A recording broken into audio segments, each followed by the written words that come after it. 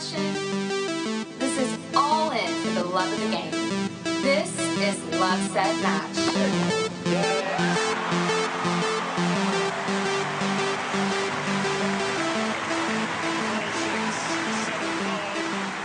I mean, Andre Agassi had this quote, you don't have to be better than everyone else in the draw when you go out on the court. Like, you have to be better than someone that's across the net. I think you got to stay active in a sport sense, you know, go out there, do some sports. I think it always makes you feel better. Maybe you're more tired in the very moment, but actually the rest of the day feels better. And then I think giving back as well, you know, making other people happy is going to give you a good feeling too.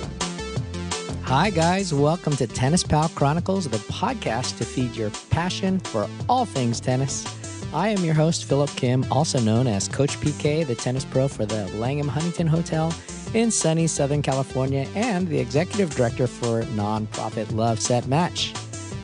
Tennis Pal Chronicles is sponsored by Tennis Pal, the best app to find people to play tennis with. Visit tennispal.com to download the app today. We have got a super fun travel pod for you this week. Valerie and I head out to Indian Wells, BNP Paribas Open, to participate in the USTA Family Day. Our nonprofit LoveSetMatch was invited to coach kids on the court and share our passion for tennis on the free Family Day. It was truly a blast, and we got to meet some pros like Andy Murray as they practiced and roamed the tennis paradise. We had so much fun playing with all the kids. Thousands of kids came out for the day, so it was so exciting to see how strong tennis is and how it's growing as a sport. Before we listen, though, I want to share with you our giveaway that's happening this week. We have been given 2 tickets to the Indian Wells BNP Paribas Open men's and women's finals. That's right, both men's and women's on Sunday. And I'm going to be giving those tickets away Friday, March 17th. And I can deliver them via email, so no problem getting to you. To win, simply make a donation of any amount to our nonprofit. No donation is necessary to win. You can simply email us to enter. But let me tell you why we need your support. LoveSetMatch is a 501c3 nonprofit and official National Junior Tennis League organization. And our goal with your donations is to support a free summer tennis program for underserved kids in East Los Angeles and San Gabriel Valley. We already have the USTA supporting our program, and with your help, we can make the program totally free. Help us give the joy and benefits of tennis to those who might never get a chance to play the game. You know how much you love tennis. We hope that we can help kids love tennis just as much as you. Every donation and email entry from today, March 11th, to midnight, March 16th, will have a chance to win the pair of tickets, which are valued at $400. This is men's and women's finals the whole day. The tickets will be delivered via email on the 17th. You can donate 2 ways. First, you can Zelle us at aces@lovesetmatch.net. That's ACES@lovesetmatch.net. And second, you can donate on our Facebook page, which is facebook.com/lovesetmatch.org. You can also just go to lovesetmatch.org and I'll have a whole information blog about the giveaway. Okay, so back to the show. Valerie and I drove up to Indian Wells, so please excuse the car noise in the recording. Here we go.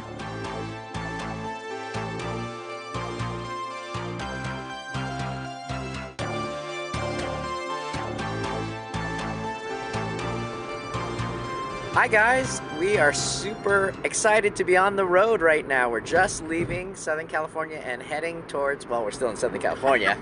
We're just leaving LA and heading towards Indian Wells. And with me is my awesome co-host, Valerie Garcia. Hi, Valerie. Hey, Philip. How's it going? It's great. I can't believe we get to come out on this trip together. Thank you so much for coming with me.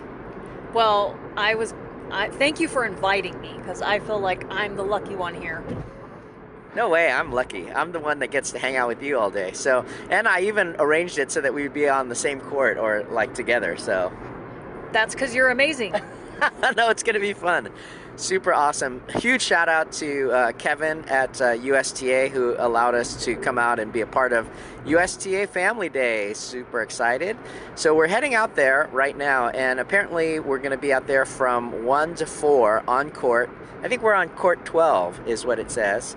They sent us the information, and we really don't know what we're going to be doing yet. They actually said don't bring a racket, don't bring your racket or gear or anything, right? So I'm assuming they're going to give us, all the stuff that we need to use as we're coaching with kids, and really, really, really hoping that we get to meet a pro or something. Yeah, that would be pretty amazing. And I think if we don't get to meet one, we'll see them, because so many are posting on social media that they're already there. So I imagine they're around the grounds. Yeah. And you know who's not there is Novak Djokovic. I heard. Was that the denial of entry to the U.S.? Is that what happened? Well, I don't know if he got denied yet, but I know they petitioned, and even the USTA actually said, we want him to come, right? So they actually posted on their Twitter feed, like, we're hoping that Novak will get entry into the U.S., which caused a huge thunderstorm on Twitter. I mean, everybody was like backlash, Did you read any of that? I did not, but I feel like doesn't everything cause a Twitter storm? Well, I'd love to cause a Twitter storm and get a lot of press like that, but but anyways, I mean, a lot of people are just saying, oh, so you're making an exemption for a rich guy because he plays tennis and blah blah blah. Yeah, I mean, I guess I could see why people say that, but rich people get exemption all the time. Like, that's the world we live in. So true, yeah. And kind of shocking that Novak lost in the semifinals. Did you watch that? I did watch that match. Medvedev played great. There was some really good shots, but Djokovic didn't really look like very confident. He looked a little, I don't know, and it's probably what Medvedev was doing. So it was a great match. Did you see it? I watched the highlights, and a couple of things that I noticed in watching the match was, one, Djokovic was slicing on his backhand a lot. I don't know if you noticed that he seemed like every other shot was a slice backhand. And so that made me wonder, is there some kind of wrist problem or something happening on his side? Or is he slicing to keep the ball low because Medvedev is tall, And then he also did a lot of drop shots, right? And by the end, Medvedev was getting all of the drop shots. But in the beginning, it was somewhat effective. So I wonder if that was just his plan. Yeah, I did not really catch on to that because I'm so bad at, I don't really analyze. I'm just like such a fan. I just, oh, look, ball getting hit. Oh, look at the guy, he's really fast. But I would think that it was probably tactical. I just feel like everything he does is so tactical or planned and well thought out. But I just feel like Medvedev had all the answers. He's also playing great this year. 2 titles, I think, in a row. And if he wins this one, it'd be 3. Yes. They're playing right now as we speak, I think. Oh, wow. Okay. That's great. Yeah, and I feel like Djokovic struggles against 2 kinds of players. One is Stan Wawrinka, where he can just hit through, right? So if you have the firepower and you can hit through Djokovic, which is almost impossible to do. Very, very few people can do it, and that's not Medvedev. But the other player that is tough for Djokovic, I think, is actually another Djokovic on the other side. Somebody who just gets the ball back. And then Djokovic then has to become the aggressor.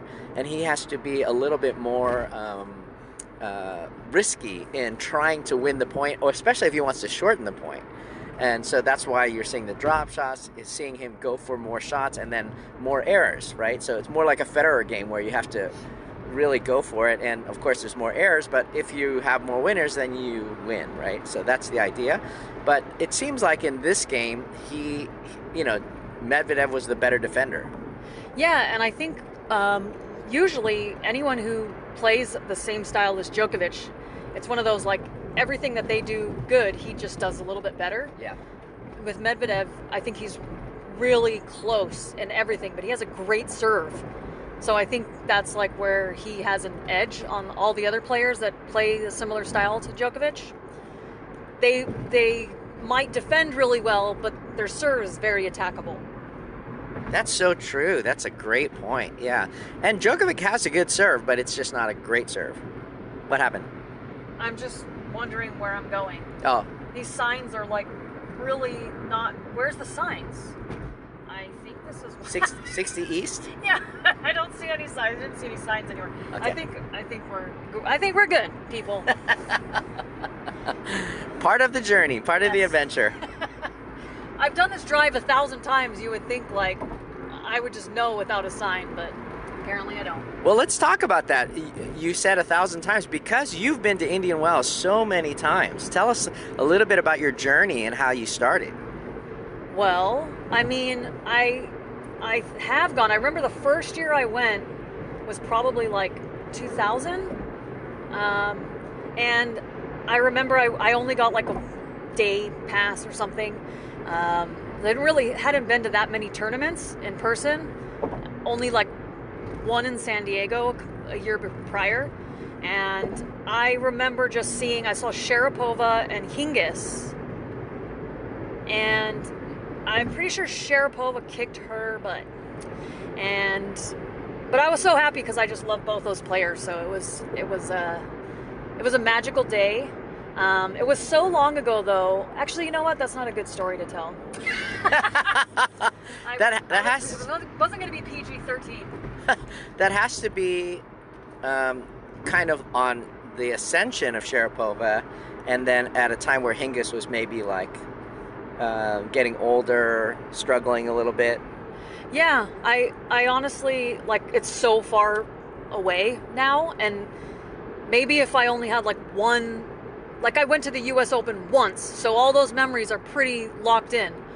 But because I followed that trip in 2000 with another trip and another trip and another trip for like 20 years, I have forgot. They all meld together. So as I say it, I'm like, gosh, is that who I saw play? Oh my God.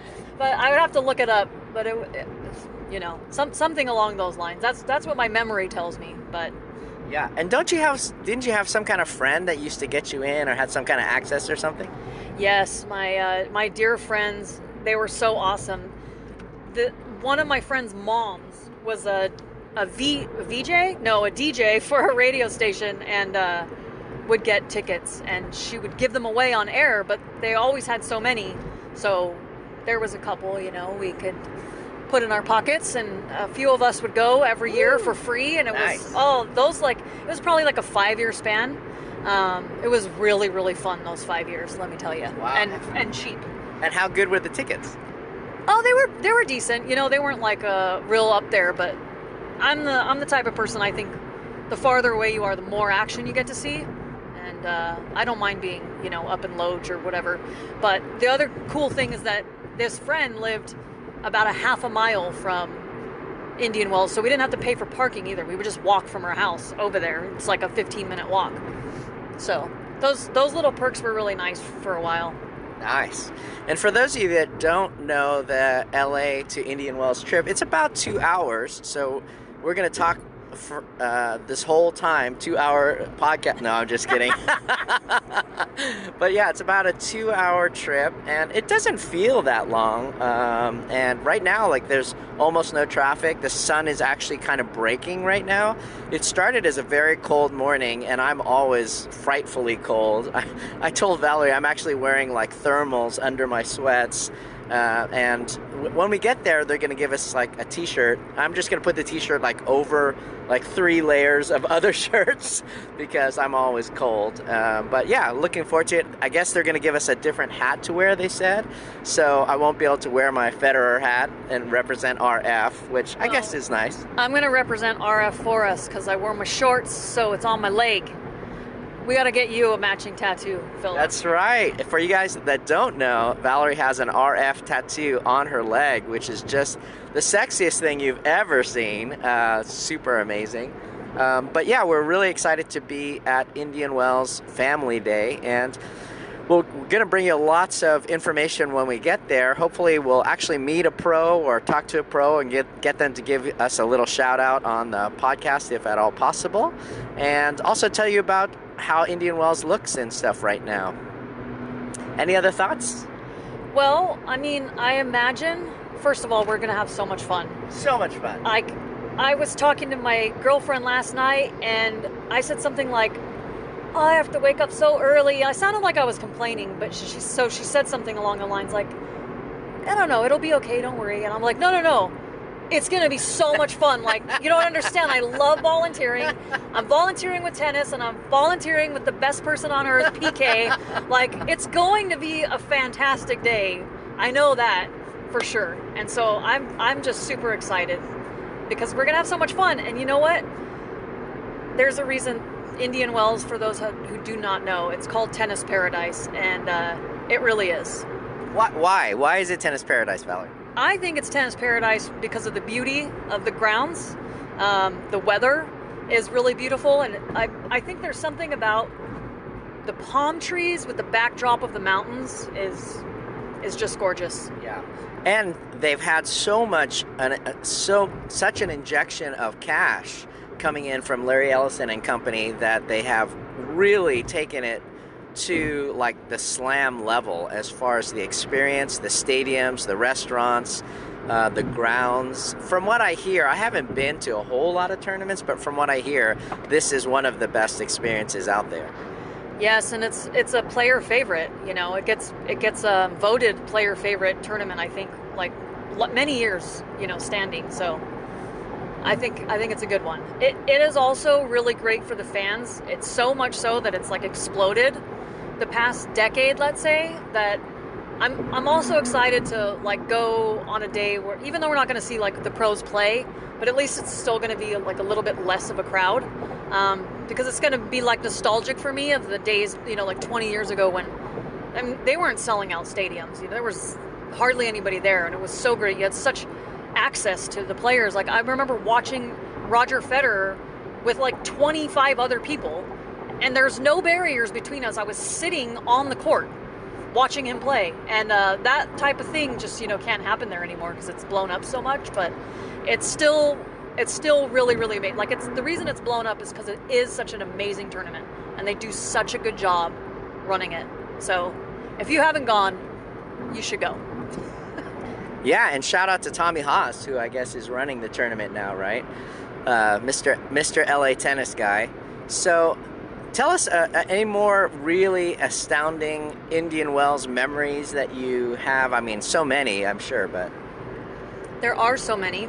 It's like ridiculous. I mean, obviously, like my glory days of feeling like it was like my backyard tournament, and it was like a hidden gem. Nobody really knew about it. You were like an insider back then. Oh, it was great. I mean, it was really great, but now it's great in the other way where you get to just see how popular tennis is. That's really what you want deep down, is to share it and to share the love with a group like thousands of other people who are just as excited about this amazing sport as you are. And almost every year I go, we sit in the stands and we just end up talking really in depth to people you don't even know because they are the same tribe. They love tennis, and they've flown in from Kansas. They've been following tennis all their life. They love, such and such a player, and you have this immediate bond, don't you think? Totally. Now that you mention it, you just reminded me of one of my really cool memories. Is I met someone in New York at the US Open. We made friends with a couple of people we sat around because we had the same tickets for like 5 days in a row, and so did they. So we spent 5 days sitting next to these people, really getting to know them. And one of them, who lived in, I honestly don't remember. I think it was Michigan. She flew out, and we stayed at my aunt's place, and we went to Indian Wells for the weekend. And it was really cool because she didn't really know, like, oh, Indian Wells is a great tournament, until I was like, no, you have to go. You don't understand. And so it's really cool, like how it connects people. Yeah, well, for me, the highlight has to be meeting Roger Federer. I mean, of course, that's like, and I'm so thankful for Indian Wells because really that was really my only chance. Like, I haven't been to the U.S. Open. I haven't been to other tournaments. Basel, I guess, would be a good chance to see him. But yeah, I've actually had a chance to see him play, and then actually like face to face connect with him 3 times at Indian Wells, and so it's just the lifelong dream, just fanboying, you know, actually getting to talk to him and having him respond to me, just insane, you know. So jealous. It just so cool. brings tears to my eyes. So yeah, just wow, just amazing. So yeah, we do love Indian Wells. It's so close to our heart, and we're so grateful that in Los Angeles, because a lot of people say Los Angeles is a really hard place to have a tennis tournament. I think it's competing against so many other sports, and we haven't had a major tennis tournament for a very long time. I think they how long ago was that when they had that event where Djokovic came out and played, but it was like an exhibition, and it was so interesting. I actually went and took my friends, and then the the Bryan brothers were there, and Marty Fish was there. Marty Fish actually served and broke the net that day. Oh, nice. Yeah, he actually served, and I don't know what happened, but the net like collapsed, and they had to put it back together. And then that's gotta feel good, huh? I guess. Yeah, I would love to serve like that. It's like breaking the backboard when you dunk or something, right? Yeah, he's got a great serve. And then also the Los Angeles Serbian crowd came out, and with Djokovic they did like a Serbian dance and a Serbian presentation to him. So that was like a very unique experience as well. Pete Sampras came out and played. I think it was actually Pete Sampras and Novak Djokovic against the Bryan brothers in a little exhibition thing, which was kind of fun. Marty Fish was there, Andy Roddick was there. I think it was called the LA Tennis Open or something like that, but it was just a one-off. It didn't continue. I think there used to be an LA Open, and it wasn't like Roddick and Blake and Fish were generally the only names that showed up. So I think it was only like a 250 or something, but I feel like that ended a long time ago. Like it's so far away in my memory. Yeah, the only thing that I can remember is there used to be something called the Farmers at UCLA, or it was sponsored by Farmers, obviously. And then I went there, and it was at UCLA, and I can't even remember who played, but it wasn't like big name players. I mean, no disrespect to to all the players that are all awesome, but it wasn't like the top 3 kind of players. And yeah, but it was still great tennis, of course, and I had a great time. And but yeah, that went away. And I heard that tournament actually got sold to Chile or something like that, you know. So we lost that tournament here in Los Angeles and haven't had one ever since. So it's been a very long time. And I guess now that Indian Wells is such an established tournament, probably nobody's going to do it in downtown LA. It's just too much competition, right? Yeah. I mean, I feel like it would be pretty hard. Yeah.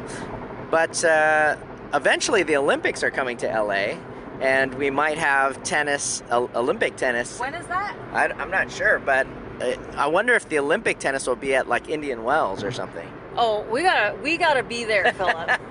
All right, that's bucket list stuff right there. If that happens, nothing's stopping me. Right. I mean, if it's in LA, you know, other than the fact that it would be like crazy crowds and traffic and all the things that I really, really don't like, but for Olympic tennis, it would be so worth it. Yeah. Yeah, they always say that Olympic tennis is so much more meaningful to the players, you know, to play for your country and the feel and the vibe and stuff. And yeah, that would be really cool to see.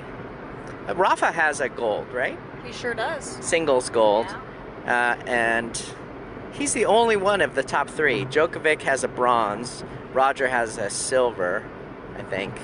He has gold in doubles, but doesn't he have a silver? So I thought he had how everyone started. I thought he had a bronze too or something. I don't remember him getting to a final. Or did he get to the final and is that when he lost to? I can't remember that guy's name. I just remember I was really mad at him, whoever he is. There's more Pushed him out of my brain. Raul later. So bad. In the beginning, rich ball. Rich West ball. Well, we're going to take a break right now, but we're having such a great time enjoying your company. Thanks for joining us on this trip to USTA Family Day.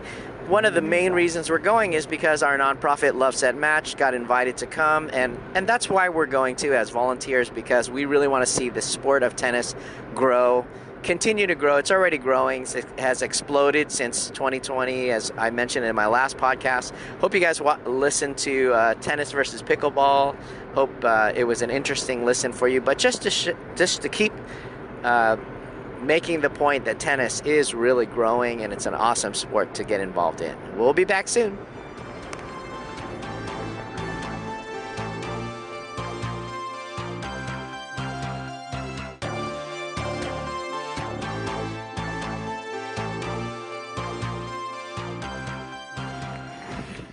Hey guys, so we're at courtside right now. This is practice court number 5, and it actually says Lloyd Glasspool is supposed to be practicing, but actually it's Andy Murray. Andy! I wonder if it's like oh, I see, it's rotating. But yeah, we're actually seeing Andy Murray, and I got a selfie with him. It was incredible. He was so nice. I said hi, and he looked the other way. I said, as soon as I saw him, I said, "Hi, Andy," like he knew me. And then he was like muttering to himself in that Andy Murray style because he was like, "Too big, Andy, too big." That's what he was saying to himself. Nice. Well, I am really, really enjoying myself because Andy is a treasure to this sport. Yeah. And who else have we seen so far while we've been here? Who have we seen? Well, we saw Zachary. Yeah, we And spent we watched some time. her for a while, and she said hi to us. She was very sweet, and she even said bye when we got up and left. That's so cool. And then we Right? saw Pliskova leaving the court. Yes, She Pliskova. was just on the court. We saw Laura Sigamund and Heather Watson. Heather Watson said hi, and we got a selfie with Heather. That was awesome. Who else have we? I thought I saw Musetti somewhere, but I didn't point him out. We were setting up the practice court or the kids' court. Yeah. Yeah, it's going so good so far. We're having such a great time, and it is a beautiful day. I mean, can you beat this day? This is like the perfect weather. In fact, when they were when Zachary was practicing, she had the Netflix documentary crew there, and I overheard them when they got on court. The guy was like, "It doesn't get any nicer than this. Is this the nicest place on the tour?" And she said, "Yeah." Oh, that's so cool. Wow, look at this guy. And Andy's playing a practice match right now. 10 points? 10 yeah. points. Against someone we don't know, but man, he serves big. Yeah, lefty. Lefty, nice. I wonder if he's practicing to go against someone who is lefty. Maybe, right? Yeah. I wonder, well, is there a draw out yet? Or, I mean, we know For Nadal's me, not here. I lost my match. That's it. Shapovalov Shapovalov, yeah. is the only lefty I can think of. I don't know if you can hear Andy in the background, but he has that distinctive grunt. Oh, I thought you meant his muttering, because he's muttering too. Yeah, let's listen. Let's let them listen to the match.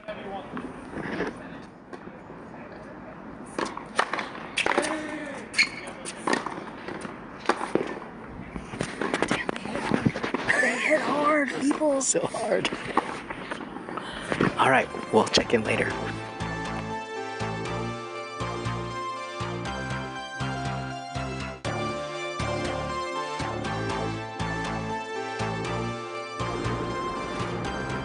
All right, this is our last entry here at Indian Wells. We are just leaving the town right now, and what a wonderful day. We've hopped in our car. We're heading back to LA.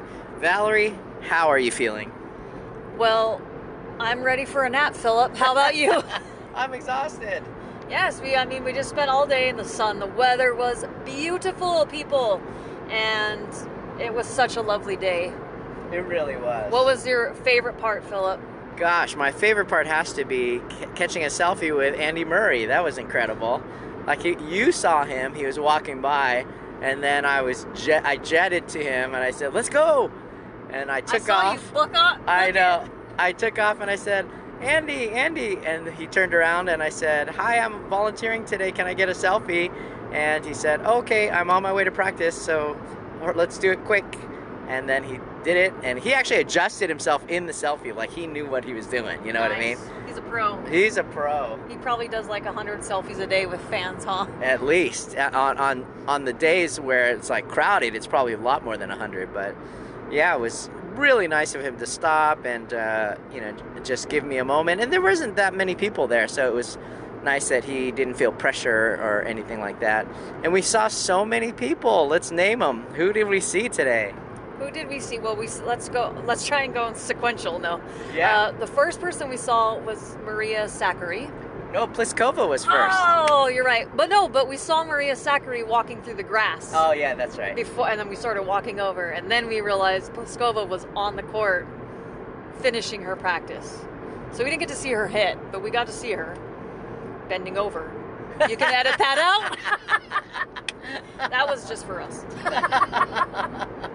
Oh, Lord. And then where we sat in the stands was literally right above the tunnel where the players came in and out. So as they were walking right towards us, I mean, we were right there looking right at them, and it was, you know, feet away from them. Yeah, it was great. And we must have watched Maria for, 15 minutes or something? Or No, 10 more than minutes? that. Oh, More, okay. I don't more. know. For a while, she was Yeah. popping off all kinds of serves, but you can also, we were so close and there was no crowd. There was only like a handful of volunteers there. And so you could really hear their conversations they were having, even when they were on the other side of the court. You could hear what her and her coach were talking about. And that was really cool. And she walked close to us and she made eye contact. And she so sweetly was like, hi, instead of just ignoring us. Right. That's so kind. Yeah, it was really nice. And obviously she knew that both of us were filming her and, you know, had the cameras up and stuff. So, and that's awkward, right? I mean, to be having fans watch you and especially probably on today where you don't really feel like there are fans. You think you expect that you're just going to be out there, you know, working. And she was working. It was very interesting hearing the conversation with her coach where he was actually instructing her to try to throw more to the right and see if she could get kind of a loopier toss so that she could serve in a certain way that he wanted him to. And what was really interesting was that he had these lines on the court, and I took pictures of those lines because I really wanted to understand what he was trying to do, right? But she was nailing those serves, and it was just inside this one yellow line that he put down, a marker, and the center line. So, I mean, right between that, dead on, time after time after time. I mean, sometimes she would hit the net, but it was just insane how she was doing. And then she would try to go out wide, you know, practicing, and it was just on command. She could do it, you know? Yeah, that was great. I didn't hear the whole toss conversation, but I'm glad you picked up on that.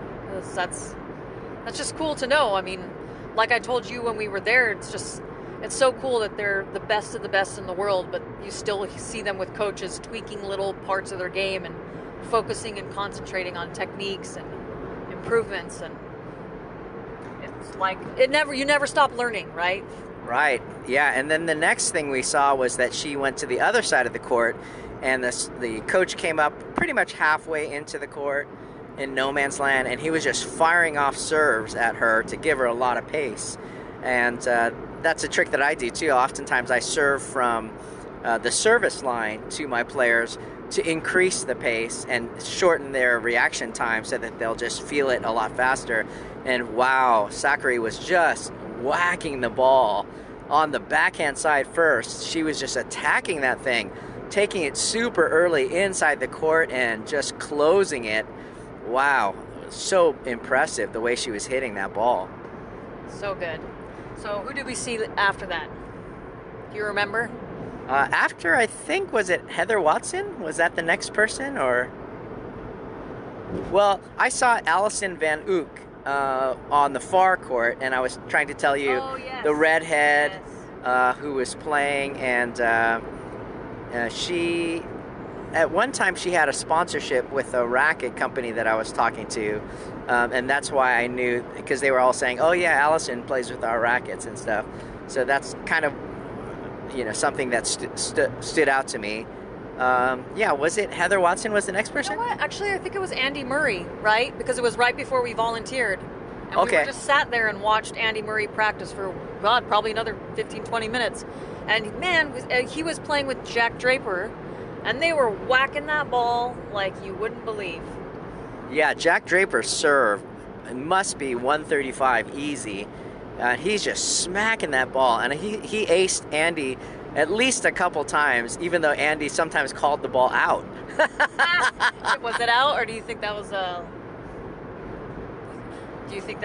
don't know, not true? Well, they were not just practicing, they were actually playing a 10-point match. Yeah. So there was a little bit of gamesmanship there, I think. And it was interesting, there was a little bit of tension between calling the ball in and calling the ball out, because I just think his serve was so good. And Andy was Andy. He was talking to himself. He was muttering under his breath. He was saying stuff like, come on, too big, keep it in, like that kind of stuff. And it was so interesting to hear him say that. And then he walked to the other side of the court and he was receiving and returning and stuff. And he was actually whacking his racket against the canvas of the back side of the court. Did it 4 or 5 times, not in a really aggressive manner, but just in a like, come on, get it together kind of thing, Yeah, like pumping himself up. I heard him saying the thing that I tell myself the most when I'm playing tennis, which is like, move your feet. He didn't say it that way, but he was like, you're stationary. He was saying, he was like mad at himself for not like moving his feet more. And I definitely can relate with that, because I feel like that's my biggest weakness is footwork. And when I get tired, I just start lunging for balls. And so yeah, I just felt like, oh, okay, well, like Andy does it too, so that's cool. I'm not alone. And so interesting to figure, how do people motivate themselves? Because I know for me, like if I was giving myself a lot of negative feedback, I would just get angry and emotional and would just spiral into playing worse and worse. Like I need to stay calm and cool, encourage myself, you're doing well, that kind of thing. So I think if I let my emotions go as much as I see Andy doing when he's playing, I would think I would play worse. But for him, he knows what motivates him. He knows how to coach himself, and I'm assuming he's doing the right thing. Yeah, I mean, you would think, but I wonder if like he has to get that stuff out, and like maybe the internal dialogue is more pepping himself up. Because Yeah. I know when I play, I can negative out loud. I can say like, move your feet, blah, blah, blah. But then I reset and I'm like, nope, you got this. Next point mentality. Like it's just this point. You got this one. And check out the wind. I know you can feel our car going like all over the place, but these things are really going. Well, Yeah, we're just passing the famous windmills that you pass every time you go to Indian Wells, the huge wind farm out here, which is so great to see that we're generating green power out here. But yeah, it's very windy, and forgive the wind noise in the recording right now. But it was just so impressive to see those kind of points, because they were whacking the ball so hard with so much control, so much spin, moving with so much accuracy as well. So it was the whole package, and it just reminds you of how great a player Andy is. I mean, we don't give him enough credit. Oh, and we didn't even talk about his hip, he was out there practicing with that hip. Just insane that he is just playing so well, and it was very impressive. So definitely holding his own against the new generation. Yeah, it was really good. I mean, what was really nice is, like I said, there's so few people on the grounds at that hour. Only the volunteers. None of the families had come in yet. So you just got like, it felt like really intimate time with these players, where like they were very aware of like us being the 3 out of the 10 people they're watching, and just getting to be so close and hear all the stuff they're saying to their coaches, and it was great. I was happy. I think I said hi to Andy or something like that, and he just totally blew me off. I did that too. I forgive him. It's okay. Yeah. He's just trying to do his job, Well, especially because right then he was right into practice, right? He was in the midst of practicing, but I just happened to like walk up, and he like looked at me, so I was like, I don't know, I can't remember what I said, but it's something like, hi Andy, or I don't know. And he was just like turned around like, oh great. And I've got to think that the Brits, like each other and know each other. They're from the same country. They probably have a lot of things in common. But it was interesting that during the changeovers, when they were sitting down, they of course would always sit down on the same bench as all the players do, and then the coaches are wandering around, or sometimes sit on the next bench. But they really didn't talk to each other on the bench. I mean, it was just like sit down, rest, get a drink, towel off. They didn't chit chat. Like when I would come to see Federer play these kind of practice matches and stuff, a lot of times it would be like a younger player or something, and he would always have some kind of chit chat going in between the points and just talking and stuff. Cole Schreiber was often there. I guess he liked to hit with Cole Schreiber a lot. But yeah, we would just see them, chatting and talking and stuff, and there was not much of that going on. If at No, all. I think like Roger, though, in general, is such a social butterfly and chit chatter, and I guess Murray's probably not that. He kind of has like that grumpy vibe, right? Like Grumpy old man. yeah, but they didn't chit chat. You're right, and I mean even even Zachary and like Pliskova, they weren't practicing together, but even when they had that moment at the bench, like they said words to each other. And most of the players, when they practice together, I think you're used to seeing them talk a little bit. Maybe they were real focused, on not giving the other one anything, like taking it real serious. Yeah, it did feel like that. It did feel very serious. And it was so interesting that in between every point, his coach would come and talk to him, Jack Draper's coach would come and talk to him, and it was almost like stratego, like they were talking and explaining and talking. And I don't know if they were talking about the match itself or the play or technique, but it was literally every point they were talking about something. So that was kind of interesting. Yeah, and I saw Murray kind of like come up funny on his foot once and was rubbing his foot a little bit, and it reminded me that when I was watching Muguruza play in San Diego, the same thing happened to her. She ended up, I think, withdrawing with an injury that she sustained while I was watching her practice. So then I was like, oh no, am I a curse? Like, is Murray gonna get hurt? But thankfully he just like shrugged it off. I'm not that powerful. Well, and these practice matches are not practice in the sense of like, hey, I'm just casually repping a ball. They're going at it. Man, this is the real thing. It's like hard. And they're chasing everything down too. They're drop shotting each other. They're making each other run. They're working the point. And so you really feel like this is match play. Yeah. They're not giving an inch, and they're not letting up on their body either. They're going for it. Yeah, because they likely have to play, and you don't want they're competitive in nature, but also like if they end up meeting each other in the draw, you don't want them to like build some confidence. Like, oh, I just beat him at practice yesterday. You want to put your stamp on being the better, right? And I imagine it's weird because Andy Murray was the #1 Brit for so long, and now he's making his comeback, and Jack Draper's like this new up and coming amazing Brit. So there's probably a weird sense of him like being excited for the younger person, his countryman, but then also wanting to win, right? You don't want to give in. Yeah, absolutely. And what a pressure that is to have every time you walk on the court. It's not like us recreational players where we're just there to have a good time, you know what I mean? Every time they're out there, they got something to prove, and they need to like establish their place in the pecking order. 100%. Although I am thinking, like, I wonder if sometimes you feel that pressure as a coach if you play with people. Like, if you feel a pressure, like, since you're a coach, you have to have like a certain amount of skill or ability, or like you have to like kick everyone's butt. I mean, usually when I'm teaching, I'm not hitting hard at all. I'm feeding. I'm trying to give the most accessible ball to my students. So no pressure there. But there are a lot of people who say, hey, I'll play you. People even have played me for money, or, challenged me, or, at the Langham, definitely the goal is like, can you beat the hotel coach? You know what I mean?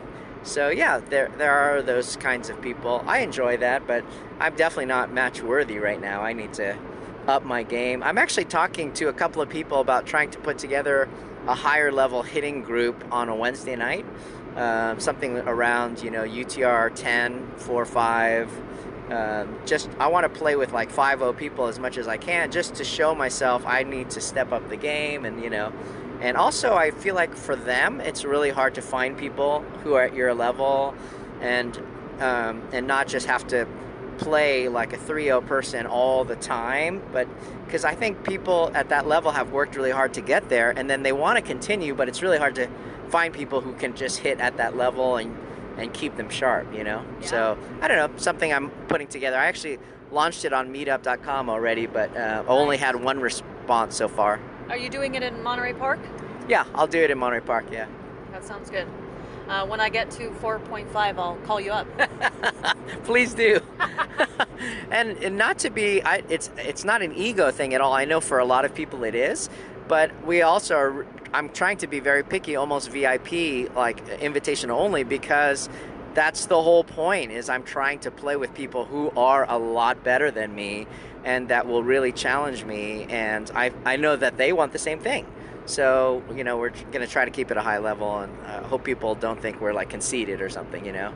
Yeah, I mean, I don't think there's that. Like, There it's is, it's though. very, I mean, well, there is some of that, but most people, I think, would understand that if you want to get better, you have to play people who are better than you.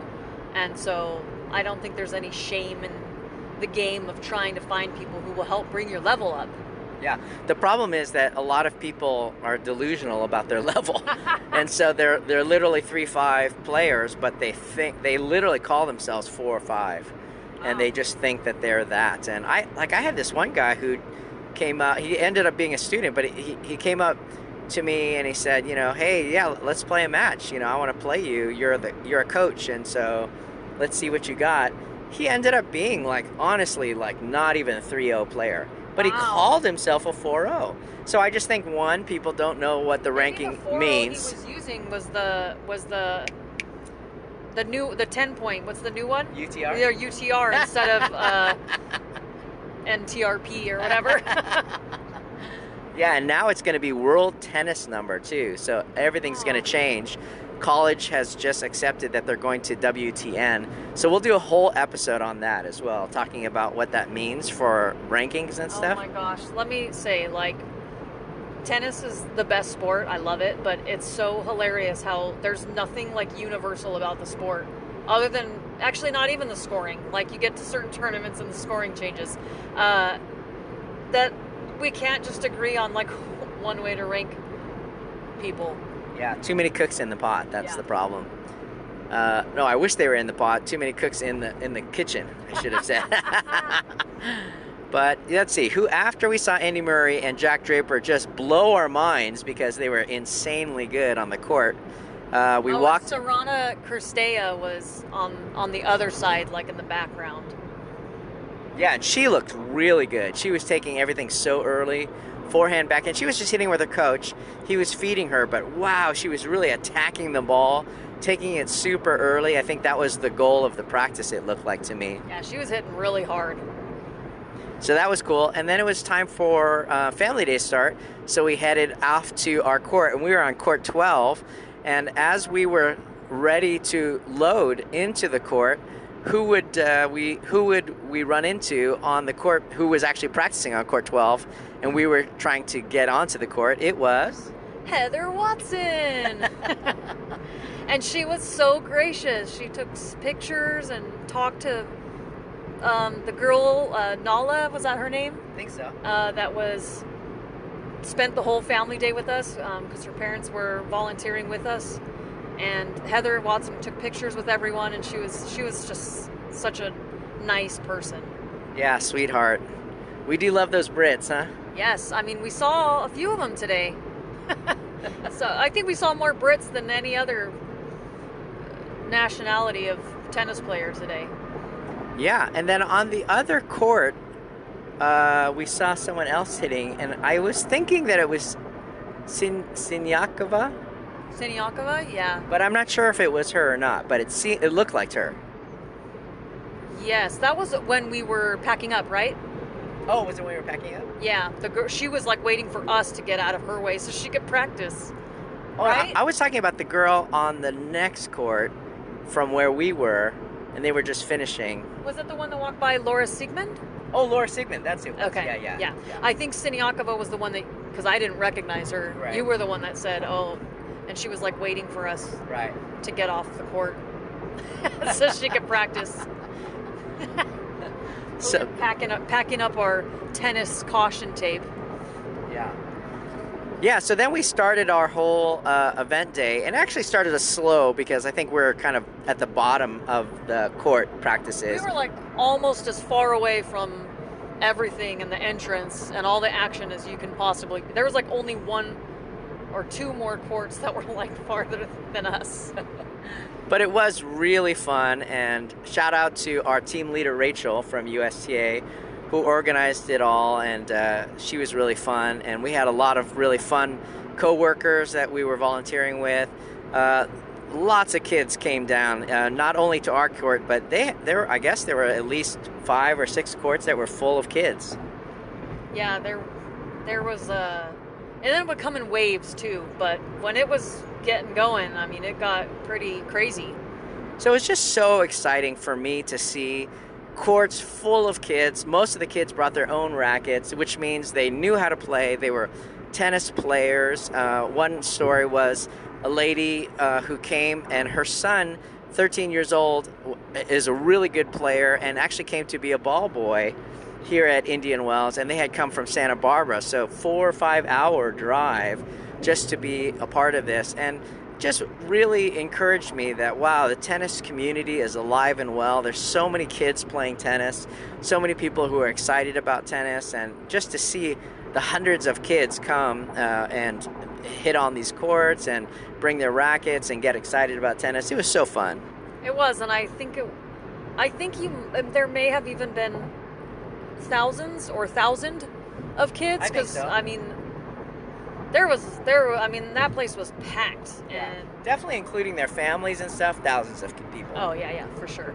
And it was so great. There was such a fantastic age range of like 3 to 16, or even parents wanting to come out and hit with their kids, and shy ones, and show offs, like whatever. And every range, we had how many kids that came and had never hit a ball before or held a racket, and then you had people coming in, like you said, with their own racket and really just being quite good.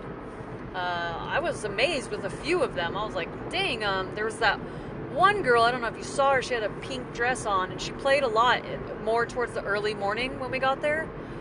She was 7 years old. She had a great game. In fact, her parents said she played like the Orange Bowl. Oh, wow. Yeah, and I guess they had taken her out of tennis because she's very good, but she started playing a little more competitive. Oh no, she moved to green ball.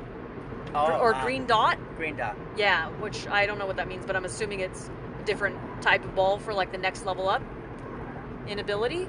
And I guess she was losing all her matches, so her parents pulled her from tennis. And one of the other volunteers that was near me was saying, but that's how you learn the most, is when you lose. If you're winning everything, you're not learning anything, really.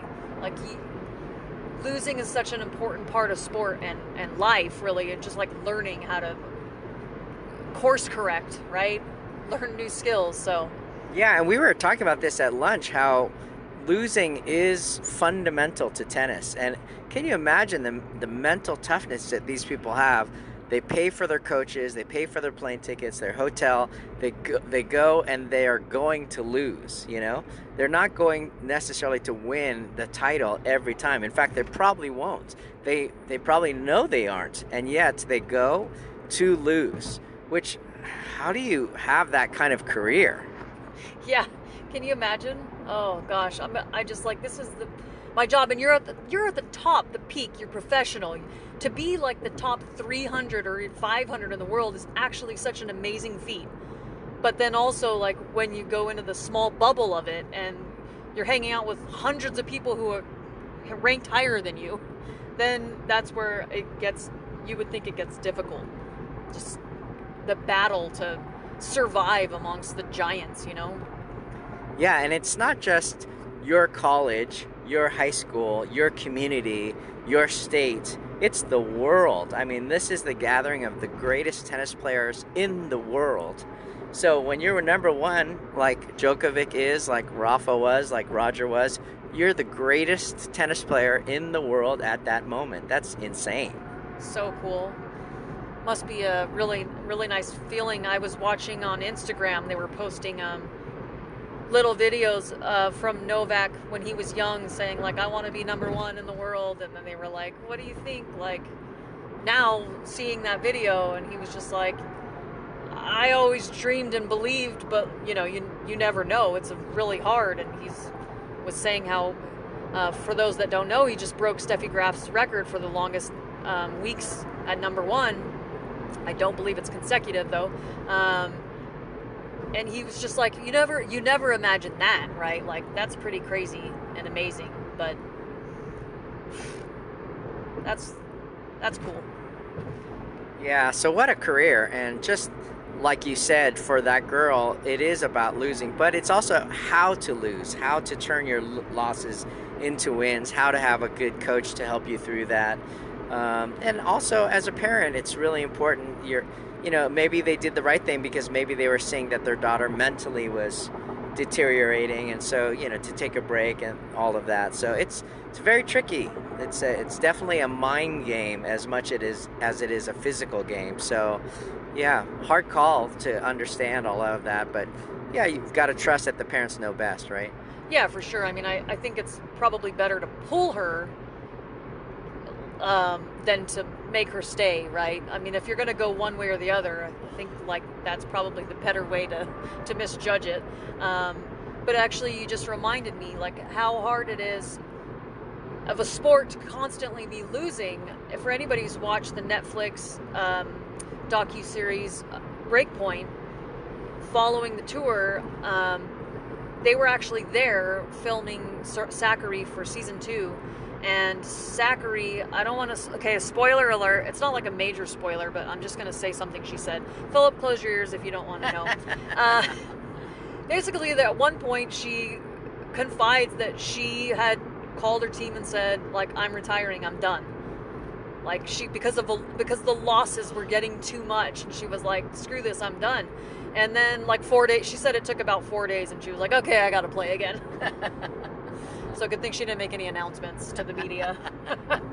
But I think that's like something they talk about a lot in that series as well, is just like the mental anguish of just constantly losing. I cannot imagine. I just cannot imagine. Because you're always winning. Well, it's for me, it's nice to be a big fish in a very, very small pond, maybe even a puddle.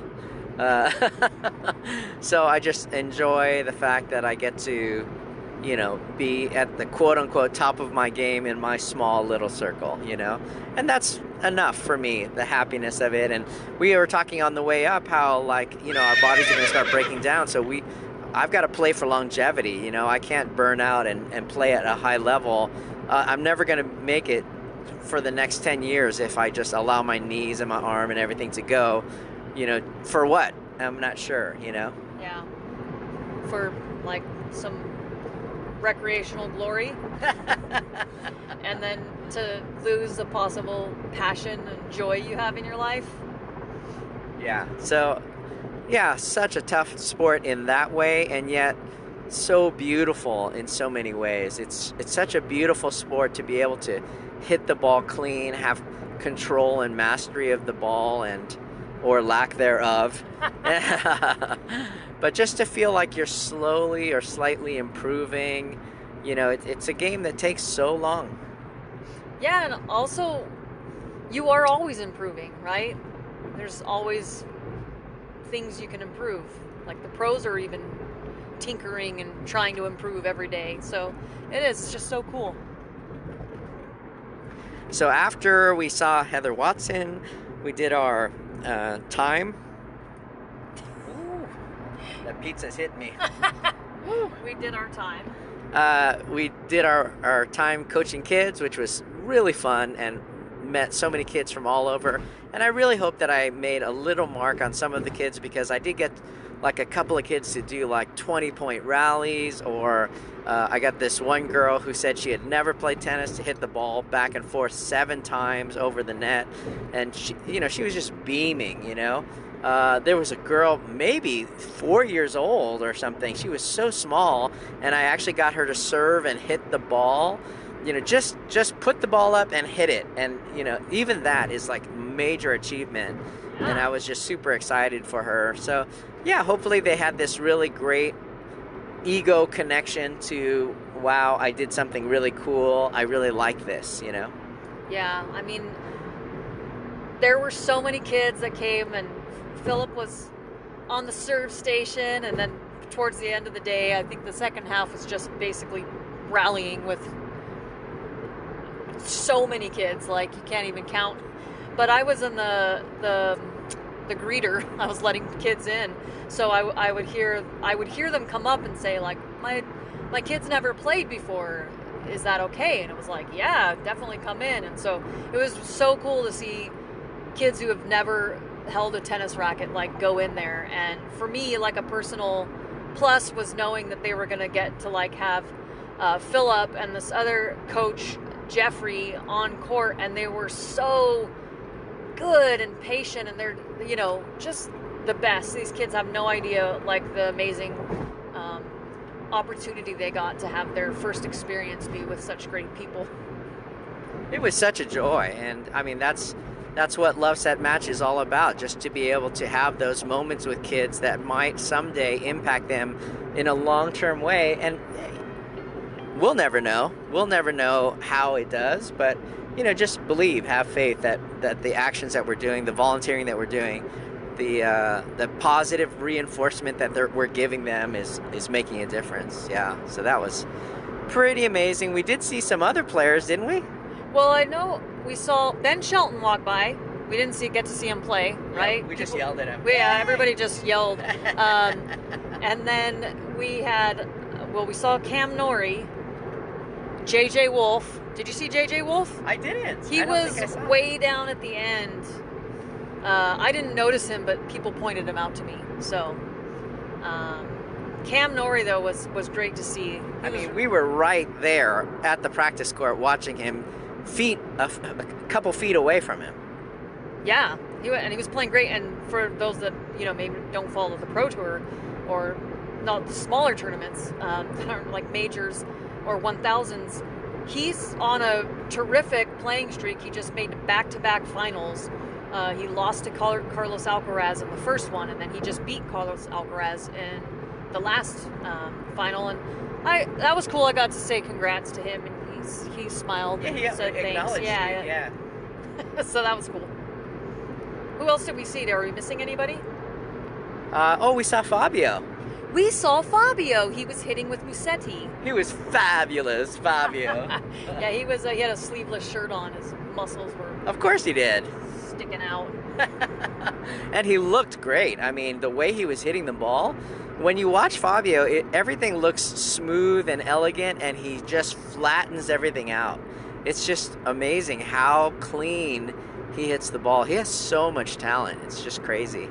Yeah, he's so good. On any given day, you know, he's so dangerous. He can be the best of the best. And we had a chat with a couple of the USTA people. One of them was on court with the pros. I guess the last court had the pros come out, and unfortunately we weren't there on that court. I guess it was kind of a meet and greet kind of deal. And I guess Dimitrov came out, so they got to meet and hang out with him. And hit balls. I guess this USTA guy was feeding him. They said that Bianca Andreescu came out. Yeah, I saw her. Oh, you did? I mean, from far away, because I kept peeking at the court, and I was like, "Who's up there?" And I was like, "Oh, that's Bianca. I know her. I know her. Everything. Her silhouette, her movements, her little bun, like all of it. I knew exactly." They said Sophia Kenin came out. Yeah, I was sad I missed that. Yeah. Even from afar, like it would have been cool to be like, "Hey." So hopefully I'll see her when I go on Tuesday. It was interesting. He had actually mentioned that he was kind of surprised at how quiet she was. She seemed very reserved, he said. Interesting. Yeah. Wasn't there was one last person, right? I can't remember who else he said. He did say somebody else. I feel like there was a last person, but it may not have been a current player or a high-ranked player or well-known player. Maybe that's why we're not remembering. Oh, I know. It was a Asian player. Oh. I don't know the name though. Oh, was it Hebing Wu? Yeah. That from China? Yeah. Oh, wow. No, wait. Was it? No, I don't know. We did see him walk by, though, Yeah, because he was walking by, and you said, "Oh, that looks like him because of his hair. He has that spiky colored hair, right?" Yeah. So that was kind of cool, yeah. So, yeah, that was pretty much a recap of our day. We ended it. We helped the USTA load all their equipment and stuff. Yeah. And, you know, it was just great to be out there. What was kind of funny was that all of the USTA equipment now has minions on everything. Minion placemats for markers on the court, minion rackets. The rackets are actually branded Minions. So I don't know if the theater company that owns the Minions, is it Disney? They paid for those rackets, or I think it's Pixar? or is it Pixar? So just so interesting that everything was Minion, and I guess that's the whole idea is like let's give the kids something that they like or something. So I don't know. It was kind of interesting. Yeah, it was super cool. And oh my gosh, I totally forgot my thought. It was something about the USTA. Oh well, must not have been important. Must have left a really lasting impression. And then we just started heading back and had an incredible burger at The Habit. Yay, we're not sponsored, although we would love a sponsorship. You know what? Free burgers for life. So nice there. They had a great service. Yeah. And the burger was amazing. The Impossible Burger, by the way. Little plug. So that was our day, guys. Thank you so much for enjoying this podcast with us and feeling like you're coming along. We're heading back to LA, and it's the dark of nights right now, but we'll be home soon. I hope you really enjoyed our time there. We do have pictures from and some video that we recorded. It'll be on my Instagram is Philip Kim PK on Instagram, or you can go to the LoveSetMatch Instagram. You should see some of that as well. And Valerie, what's your Instagram? Do you want to share it? No, that's okay. It's private, so nobody would, get through anyway. Gotcha. So yeah, check out some of that there. I'll also try to post some of it on our YouTube channel, LoveSetMatch Tennis, if you want to check that out. And thank you so much, Tennis Pal, for being our sponsor. We did tell everyone we talked to about Tennis Pal and about our podcast, and that was fun. Yes, it was. Actually, there were people that were looking for coaches in the area, and I was just saying, hey, check out this app. Actually, I showed someone else, and they're like, oh, Tennis Pal, I know that. And I was like, yeah, cool. But yeah, so we definitely got the plugs out there. So that was great, and we do that just because we love Tennis Pal. They are one of the best Tennis Pal apps, one of the best tennis apps that you can download and find people to play with and find coaching virtually, and it's really a great group of people. So we highly recommend you go to tennispal.com and check that out. Thanks, guys, so much. Our voices are gone. We're ready to fall over, but we had such a great day. Thanks for sharing it with us. Yes, and Philip, may all your serves The be aces.